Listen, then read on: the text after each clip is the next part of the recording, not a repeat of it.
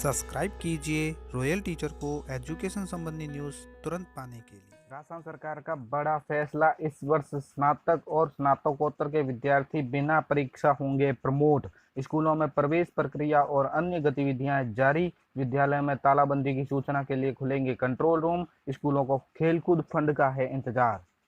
सर्वप्रथम आप सभी गुरुजनों को गुरु पूर्णिमा की हार्दिक शुभकामनाएं। चलते हैं अपने न्यूज सेगमेंट की ओर।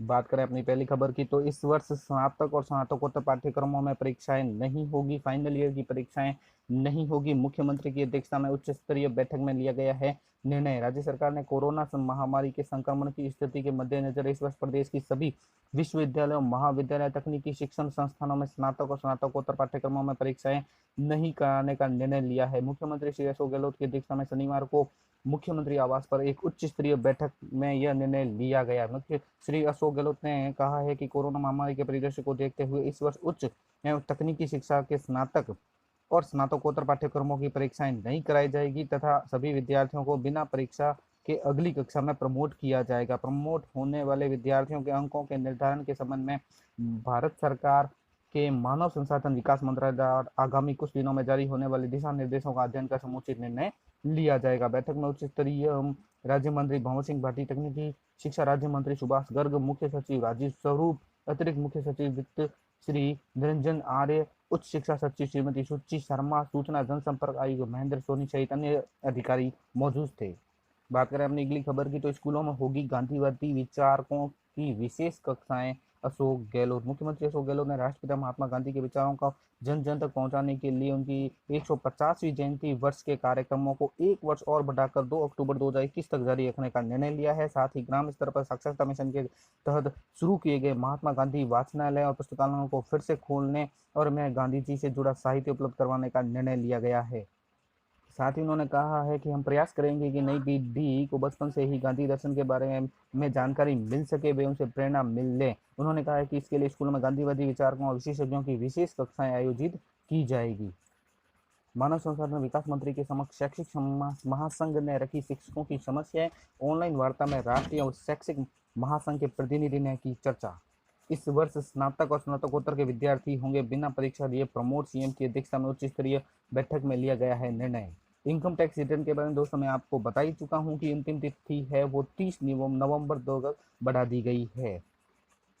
एसबीआई ने किया सस्ता होम लोन। भारतीय स्टेट बैंक ने अपने ग्राहकों को तोहफा देते हुए होम लोन और सस्ता कर दिया है। देश में सबसे बड़े बैंक एसबीआई ने अपने उन ग्राहकों को राहत प्रदान की है जो घर खरीदने की इच्छा रखते हैं। ब्याज दर में कटौती के बाद एसबीआई अब होम लोन में 6.95% सालाना की दर से मिलेगा। बैंक में ये दर 1 जुलाई 2020 से लागू होगी। एसबीआई ने महिलाओं को होम लोन 6.95% की सालाना दर से शुरू किया है, जबकि अन्य लोगों के लिए 7% सालाना की दर से रहेगा।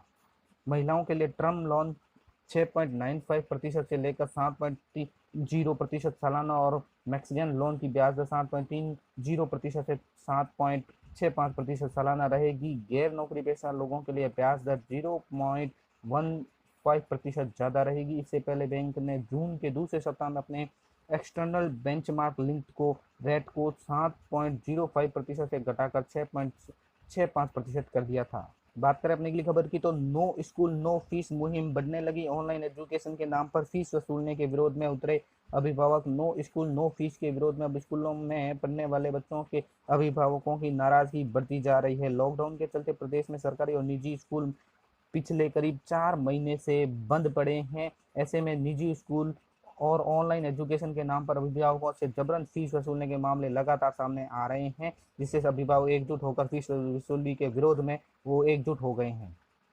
और संबंध में है 1.5 लाख अभ्यर्थी। प्रतियोगी परीक्षाओं के कैलेंडर जारी होने के बाद भी ऊहापोह चल रही है। राजस्थान में बेरोजगारी को नई भर्तियों की सौगात मिल चुकी है। हाल ही में राजस्थान लोक सेवा आयोग आरपीएससी ने 9 परीक्षाओं और 6 परीक्षाओं के साक्षात्कार की तिथि घोषित कर दी है, लेकिन अभ्यर्थियों में अभी ऊहापोह चल रही है कि कोई तरफ तो कोरोना संकट खड़ा है और अनलॉक 2 भी जारी है, जिसे कोचिंग संस्थाएं भी नहीं खोली जा सकती। पुरानी पेंशन के मामले में याचिका पर हाईकोर्ट का राज्य सरकार को नोटिस। प्रमुख शिक्षा सचिव, निदेशक प्रारंभिक शिक्षा, जिला शिक्षा अधिकारी का भी तलब। हफ्ते भर में जारी हो सकता है माध्यमिक शिक्षा बोर्ड का पहला परिणाम।